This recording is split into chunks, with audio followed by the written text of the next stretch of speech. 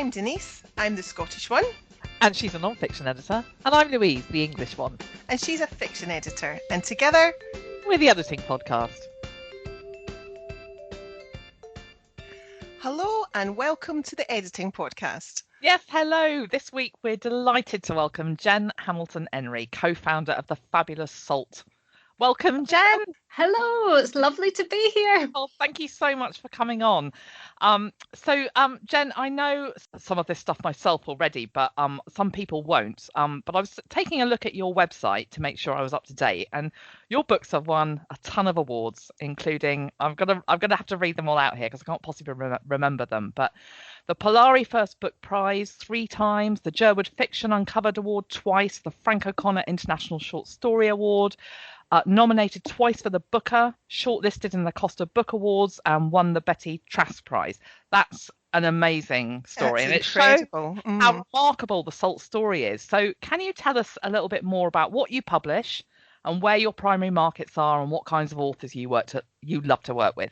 Well, we mainly publish fiction novels, but we do we have opened up a small non-fiction list that we started last year, the year before, so that's a sort of interesting sort of addition to the list. But mainly novels, a few short story collections. So that would be the one that won the Frank O'Connor and prize. Oh, yeah. Mostly our market is in Britain, although we do publish, our books are available through our distributor, and we do sell them into Europe. And then, of course, anybody can buy them online wherever they are in the world. Mm-hmm. But most of our authors are British, and most of our market is in Britain. Mm-hmm. Do you have a particular genre of fiction that you publish, Jen, or are you quite eclectic in that area? We are eclectic. It's a good word. It's a good word. We go for good books, and it doesn't matter what genre it is, although we don't go for sort of thriller, your sort of like really commercial stuff. The commercial stuff. We don't tend to do that. It does tend to be the sort of the more literary, but not sort of hardcore literary, although some of it is. It just depends. We go for books we like. We publish with the heart. Oh, that's the lovely thing, and I think that really comes across in terms of the way you and Chris engage online as well. Like that, it feels like a heart-driven family publishing house. Well, yeah. You have to publish what you like, because you put so much time and effort and cash as well into it. You have to actually really love your books. Yeah, Jen. Given that you're a small publisher, but you're actually incredibly successful in winning awards, what I'm curious about is if that has any impact on author retention. Do you think it's hard for a smaller press like you to keep a hold of authors whose books win these awards? I mean, do they stick with you, or do you find they get poached by the big boys? It's a bit of both, really. We've had Alison Moore was shortlisted for the Booker Prize with The Lighthouse, and she stayed with us. We published all of her novels since, and she's now branched into children's books. Has she? She has. We're just publishing the next one next month, and so we're really happy that she stayed with us. Some people have, some people haven't, and that's really the nature of small presses.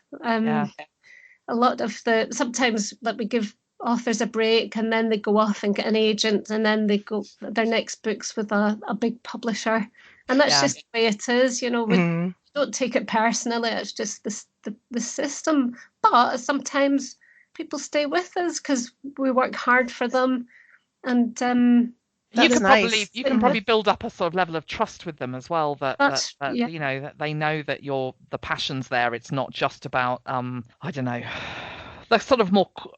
I'm not saying you don't approach it professionally. I suppose I'm just trying to get at that there are some of the larger presses who are very driven by corporate stakeholders and shareholders and that kind of thing, so that maybe their agenda might be slightly different. Yeah, and they're able to offer bigger advances than us. They have access to money that we just don't. so Yeah. that they can be, quite enticing from a Yeah, financial point of sure. view. Yeah. So you're celebrating 20 years of indie publishing. That's amazing. An amazing achievement in an industry that, I don't know, I feel like it's practically reinvented itself in 20 years in terms of digital publishing, at least. For you, how has that digital revolution affected you in terms of what or how you publish, how you price your books, how you distribute, how you manage your workspace? Does it make life easier, or is it still really damn hard? Well, all of our books are digitally printed because we print short runs, so up to maybe sort of 2,000 copies. They're printed on a digital printer, so we can manage our stock levels very effectively. We don't need to tie up lots of money in stock sitting in a warehouse. Yeah. So that really makes it possible for us to publish. And we started off using print on demand, where we're literally printing one book at a time. And without that technology, we wouldn't have ever got off the ground, because we've never had any capital. So Yes. it's thanks to digital that we've been able to do anything. And then, of course, there's the ebook side of things that we really use to supplement our print publishing.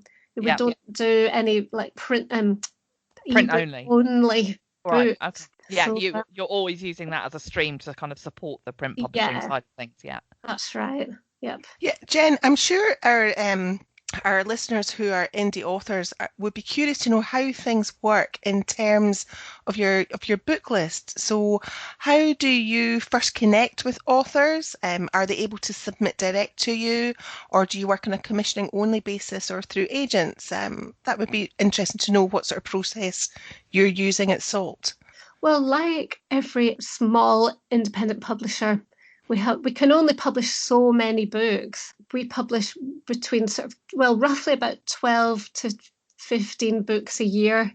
Although this year we're publishing more because it is our 20th anniversary. Yeah. But that's normally where we aim to be, because that's a manageable amount for us. Yeah. But you can imagine how many books there are out there unpublished looking for a publisher. Yeah. Many more than 12. Yeah. So you have to be quite. So are those people getting in touch with you direct, or are they, or are you commissioning from them? Are you saying, like, we're interested in what you're doing? We can't encourage people to come to us direct, because we would just never have time to do anything other than read submissions, unfortunately. Yeah. So we do approach people. If somebody's come to our attention, then we'll say to them, have you got a book written? Are you writing something? Keep us in mind when you've finished. Sometimes we get recommendations from our authors or other people in the industry that we respect. So we'll take note of what they tell us. Sometimes people come to us through agents. So it's a bit of everything, really, except we don't invite people to send us things unsolicited, because we just couldn't cope. You'd be swamped, wouldn't you? We would. Yeah. And once an author's on board with you, are you, I think I know the answer. You've kind of answered this already, but because I was going to say, are you commissioning in advance? And if so, how long do you say to authors, like, well, you've got like a year or 2 years to complete the work, or are you kind of in a position where you're ready to go almost? Or it might be a mixture. Well, it takes at least a year from us taking a book on to publishing it. A year minimum, because we have to feed it into the bibliographic database systems that feed all the world's book systems, like Amazon, all the bookshops and so on. And we have to market it, and all of that's done ahead of publication. And then we have to obviously edit it and make sure it's a good book.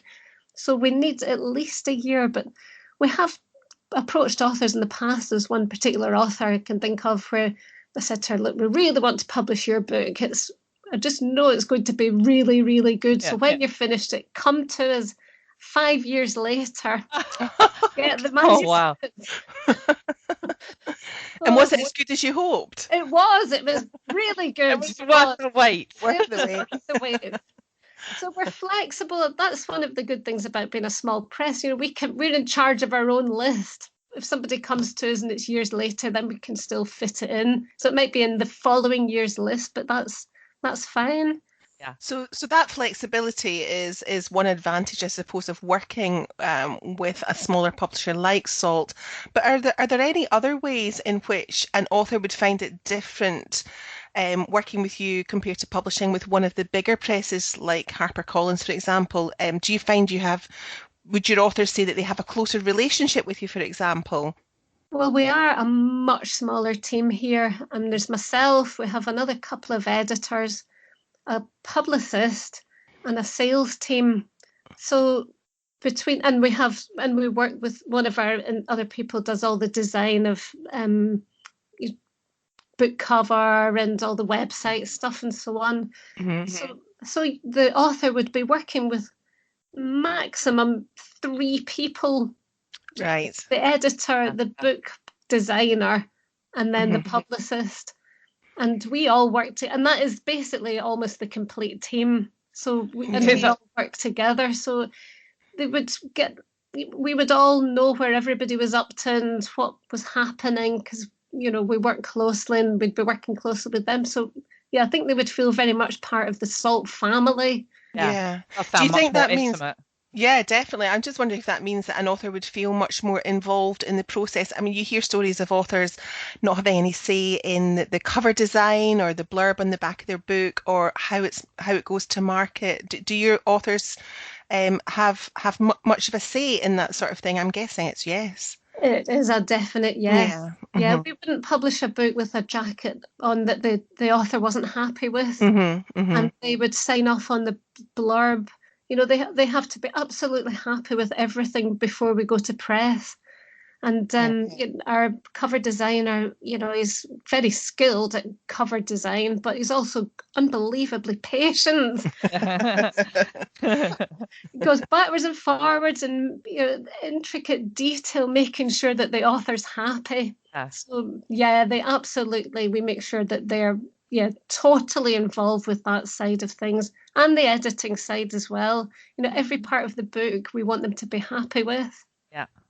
And thinking about editing, and we've been talking about cover design just now, but I think it might be useful for our listeners to understand at least how Salt handle this. But what do you do for an author as part of their contract? So production costs, cover design, editing. I'm trying to get an author a sense of how much authors for Salt and other perhaps small independent publishers, how much do they need to do themselves before they actually give you their book file, compared to authors who go down the self-publishing route, which is what a lot of our listeners do. Are you taking on, do they need to have that book in good shape editing wise before they sent it to you, or is there support in-house for that? Well, we would want their final version of their book. Yep. So as far as they're concerned, it is finished and it is perfect in their eyes. Yeah. People have to remember that there are so many unpublished books that, if we're choosing between one that needs a lot of editing work and one that doesn't, and they're both equally good stories, then we would quite possibly go for the one that needs the least work. Yeah, that makes sense. Yeah. So the book the author has to make sure it's absolutely as perfect as it can be, and they are happy with it. Yep. And then we work with them to make it better. We read it as a reader. Like, I always think of myself as a professional reader. Yeah. Yeah. I look at, does the text flow? Is it consistent? And I'll work with them to improve it. But it has to be as good as it can be first. Yeah. And as for the other side of things, well, we would edit the book, design the cover, we would do all the publicity, we would pay for all the print. The author wouldn't actually be spending any money at all with us. But what we do ask is that their book is as good as it can be first, and then they work with us to market it. Yeah. So they work with us to, go on social media and talk about it, help us get, articles written, or take part in events and do interviews with their local press and that sort of thing. So that publicity is key for the book to work, and they're really the key advocates for their own work. Yeah. And do you expect of your authors that they go out and look for those sort of opportunities themselves, as well as you finding them? I mean, I see you on social media a lot, on Facebook and Twitter, and that's lovely. And in terms of, interviews and book signings and things like that, is the responsibility with them, or is that again something that you do for them? Well, we do what we can, but it is a very tough market out there, and there can never be too much done to publicise a book. Yeah. And, the author has their own network of colleagues or friends, and they live in a part of the world where there'll be local media and local libraries, bookshops. So they're in a really good position to sort of exploit their own networks. Yeah. But also the book... I think that's... Sorry, go on. No, I was just going to say, the book might also be about a specific subject that they're expert in, if it's a non-fiction book or a novel about a particular theme. Yeah. So they're in a good position to also, talk about it and they might already be linked into networks around that particular subject.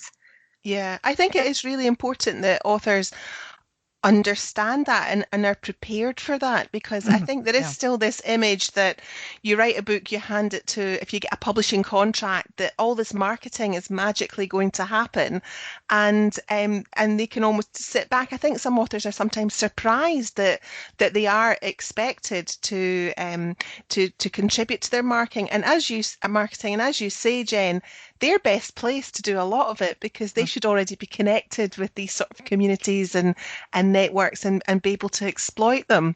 And readers love to have a connection with the creator as well, don't they, as well? I mean, I think that it's, I mean, I know that the events that I've been to, that the Salt events, that one of the really nice things is actually seeing that's the person who wrote those words, and they're standing there and they're reading them, and that's a really special connection if you've read that book and then you get to see the person who brought it to life, kind of thing. It is, I agree. And you go back and reread the book and you hear the author's voice. Yes. It's a different experience. It really is, isn't it? Have you got anything planned, anything nice coming up? Are you at any events in the next wee while, Jen? That's a hard question. Put you on the spot there, didn't I? I know. Our authors are out all the time doing events. So we have people, we've got Sally Harris in Norwich, in W.H. Smith on the last Saturday of the month, signing books. And we've got authors at the Edinburgh Book Festival. We've got Alison Moore there and Micah Ziervogel at Edinburgh. Yeah, they're out all the time doing things. Yes, it's wonderful. They're great. We love our authors. Oh, that's fantastic. Can we talk a little bit about rights then? What happens in Salt with regard to rights? Do authors sign over rights to their books in exchange for an advance, or do you operate differently? Well, the minimum rights we need are obviously the rights to print the print book in Britain and by extension Europe. Yeah. They're the basic rights. Without them, we can't do anything. And we do give the authors an advance for the rights that they give us. We work with a rights agency. So if the author says, "Okay, we'll also give you translation rights," then we work with our rights agency as well as other publishers who we've worked with in the past around the world. To sell those rights on to different publishers abroad for translation or publication in English in Australia or whatever. Sometimes people are happy, especially if they don't have an agent, they're happy for us also to have the radio broadcast rights and possibly film and TV rights. There's a lot to think about, isn't there? Yeah. So there are lots of different types of rights. We don't pay more advance for them, but we do work with different people to try and sell them, and then the author would get a cut of any income. Right. Yeah, yeah. But And so how about sales reports and royalties then, Jen? How does that work? I mean, I know some authors get a bit confused about royalties because there's a difference between a royalty on the retail or list price and the net royalty. Can you maybe explain a little bit about that? yeah, it's different publishers work in different ways, and it really depends on how well off they are, I guess. Yeah, yeah. But a lot of the smaller independent publishers, they work on a royalty based on what they actually receive themselves. So the Hmm. net receipts of the book. Because if we sell a book for, if say the cover price is £10, then the shop, like Waterstones or wherever, may take 55 to 60% of that cover price. So that's the money we get. So Yeah, we, that's before any of the, well, you've also had to bear the production costs and the yeah. marketing costs on top of that. So So we would get, say, £4.50 from, that's our net receipt, and we would pay the royalty on that. But from that also we have to pay the print costs, we have to pay 20% out for the sales team and the distribution Hmm. and publicity, and all of our other costs come out of that £4.50. So yeah, it's a very tough area to try to Yeah. make money in, it basically. You're really is, working. isn't it? It Yeah, really really. is a tough industry. Thinking back to what we were talking about before with the comparisons with the likes of, Random House or HarperCollins or whatever, it's such a sort of financial heavy or financially demanding um, business to work in. And I think sometimes a lot of less experienced authors don't realize quite how much a publishing company of any size has to put in order to Mm, make to put that mm. thing on the shelves. Just how tight the margins are. I think it's very attractive to authors to go down the self-publishing route because people then say, if you're publishing on Amazon or whatever, you get to keep a much, much higher percentage. But what they don't always do the joined up thinking and think, but yeah, that means I have to do absolutely everything else myself and They do all become these the other publisher, don't things. they? Yeah, And yeah. they're in charge of all those things you were just talking about, Jen, Hmm. like the publicity and the production. We've talked already about print runs and how you said about how that operating a small run and print on demand is those kind of tools of how you've made a success. But can I ask you a bit about bookshop returns? Because I've just been horrified sometimes when I've heard stories about. I used to work in house for a publisher years ago, and it was shocking how much bookshops returned, and I just wondered how that works with you and how you manage the challenge of it. Oh, it's a total nightmare, to be honest. Mm. We sell books to the bookshop. 3 months later, we get the payment from them. So all our costs are up front before the book comes out, and then we have to wait months before we get any sales money. And then maybe a year, 18 months later, the bookshops, usually just before the end of the financial year, so it's usually sort of February, March, they'll go through all their stock and send as much back as they can, and we have to refund them. So Oh, it yeah. is. I mean, it can you think you're having a good month, and then suddenly you've got no sales income because Yes. you Mm. had to pay all the money out. And are I, those books usable as well? Because surely they probably get damaged in transit and They do. They're often damaged. We often just have to pulp them. They have to be destroyed. So we have to give them their money back and then destroy the book. I So think it, that'll come as a massive shock to a lot of our listeners. I mean, I was aware of this from working in publishing, but I think a lot of readers and listeners will have no idea that that's how bookshops work and that they can return books a year later and ask for the money back, and then you can't sell them on because they're not in a decent condition. that's right. And you are, then, sorry, that month you've not had any income, but you've still to pay for Mm. yes, print yeah, and yeah. other costs. It's Yeah. very hard. Can It's you all, imagine going into the Apple store and buying an iPod and then returning it a year later and saying I don't want this anymore, and here it is and it's broken. Yes, And but I want all expecting my money back. Apple that's right. And then to give you demanding money. all your money back. I think it's probably unique to the publishing industry. I'm struggling to think of another business that might have to tolerate those kind of working conditions. Well done, you, Jen. I know, who'd be a publisher, eh? I mean, a small publisher like that, it's that must make, balancing your books a bit of a nightmare. So, Jen, are there any particular resources or organisations that you think would be useful for writers to know about when they're seeking a publishing contract and they're looking to get their manuscript in the best shape possible before they submit for a contract? Well, probably the first place to look would be the SFEP website, which is a brilliant resource for getting your book absolutely ship-shape editorially so that it's in a good place to send out. Excellent. We would agree with that, wouldn't we? Yeah, we would. We're both members, Jen. So there you go then. Yeah. And the Publishing Training Centre is another good place. They put on a lot of courses, and they have a good website for authors and everybody in the book world, basically. Yeah. They do a lot for publishers as well.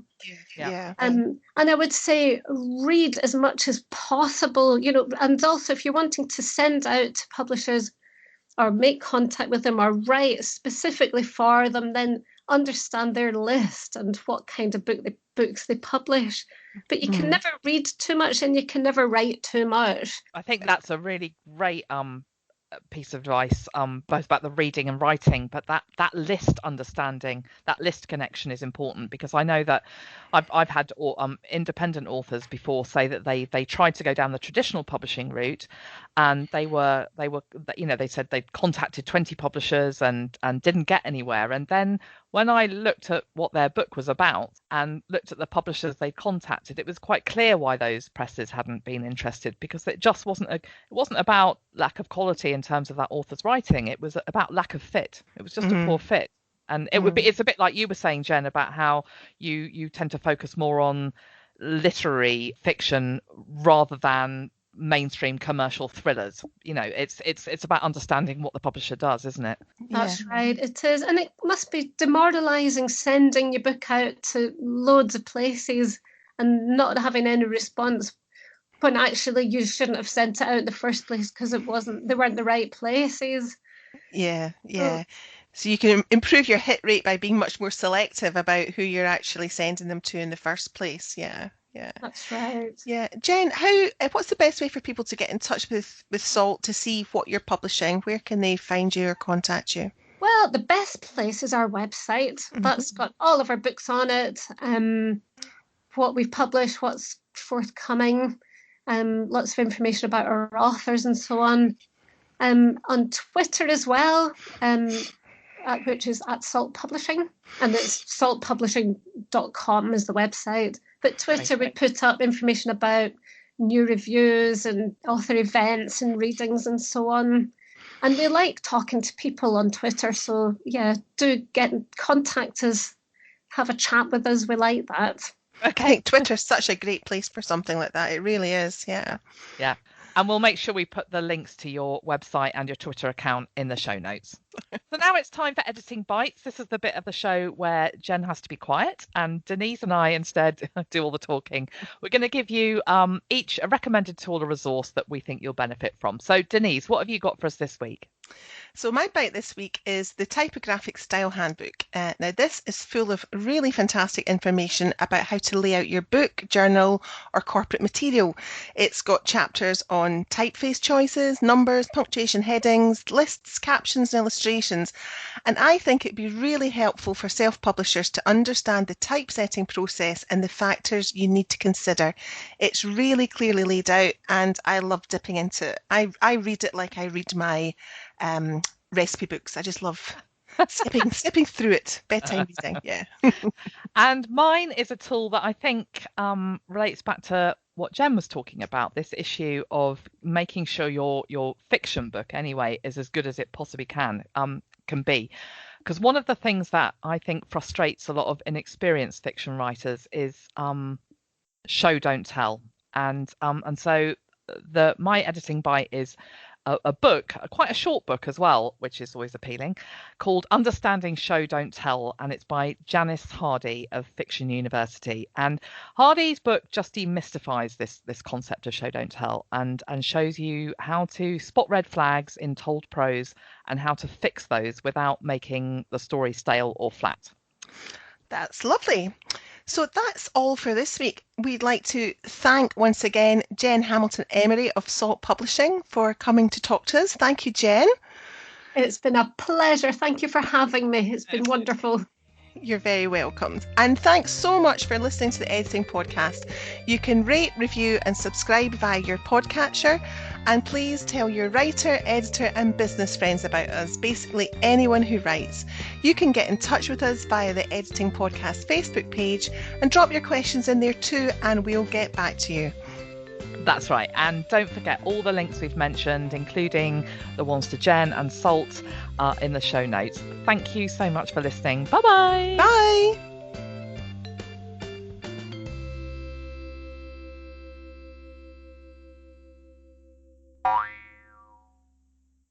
This is where Jen has to be quiet, and Denise and I give you a recommended tool or resource that we think would be, oh, for goodness sake. You need coffee. I do. I've got coffee. Take a top.